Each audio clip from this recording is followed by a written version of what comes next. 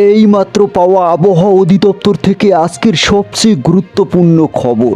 বদলে গেল আবহাওয়ার পূর্বাভাস, আরও বাড়বে তাপমাত্রা, জারি করা হয়েছে সতর্কতা। আগামী সপ্তাহে আসছে ভারী বৃষ্টি। এছাড়া 24 ঘন্টায় দুই বাংলায় বিভিন্ন জেলায় ধেয়ে আসছে বজ্রসহ ভারী বৃষ্টি, এমনটা জানাচ্ছেন আবহাওয়া অধিদপ্তর। আজ ও আগামীকাল কোন কোন জেলার আবহাওয়া কেমন থাকবে এ বিষয়ে কি বলছে আবহাওয়ার রিপোর্টে জানিয়ে দিব বিস্তারিত। ভিডিওতে সঙ্গেই থাকুন। আপনি কোন জেলা থেকে দেখছেন আমাদের আবহাওয়ার খবরটি অবশ্যই কমেন্ট করে জানিয়ে দিন। এবার জেনে নিন এক নজরে। বৃষ্টি কাটিয়ে ফের বাড়বে গরম। আজ ও আগামীকাল থেকেই দক্ষিণবঙ্গের আবহাওয়ায় বদল আসতে চলছে। 40 ডিগ্রি অবধি পৌঁছাতে পারে তাপমাত্রা। ইতিমধ্যেই একাধিক জেলায় তাপপ্রবাহের সতর্কতা জারি। বিগত কয়েকদিনে দক্ষিণবঙ্গের একাধিক জেলায় বিক্ষিপ্তভাবে বৃষ্টি হয়েছে, ফলে গরমের দাপট সেই অর্থে অনুভূতি হয়নি।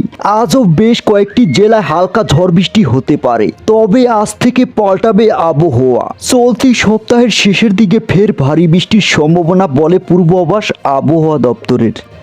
দক্ষিণবঙ্গের পাশাপাশি উত্তরের জেলাগুলিতেও তাপমাত্রা বৃদ্ধির সম্ভাবনা রয়েছে। তবে আগামী এক সপ্তাহে কালিম্পং, দার্জিলিং, কোচবিহার, জলপাইগুড়ি, আলিপুরদুয়ার, উত্তর দিনাজপুর ও দক্ষিণ দিনাজপুরে বজ্রবিদ্যুৎ সহ হালকা থেকে মাঝারি বর্ষণ হতে পারে।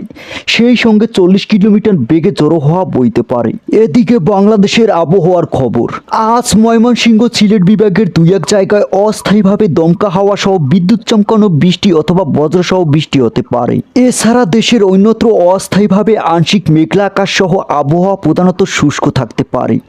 সারা দেশে দিনের তাপমাত্রা 1 থেকে 2 ডিগ্রি সেলসিয়াস বৃদ্ধি পেতে পারে এবং রাতের তাপমাত্রা সামান্য বৃদ্ধি পেতে পারে। সিরাজগঞ্জ জেলা সহ খুলনা বিভাগের উপর দিয়ে মৃদু তাপপ্রবাহ বয়ে যাচ্ছে এবং তা বিস্তার লাভ করতে পারে।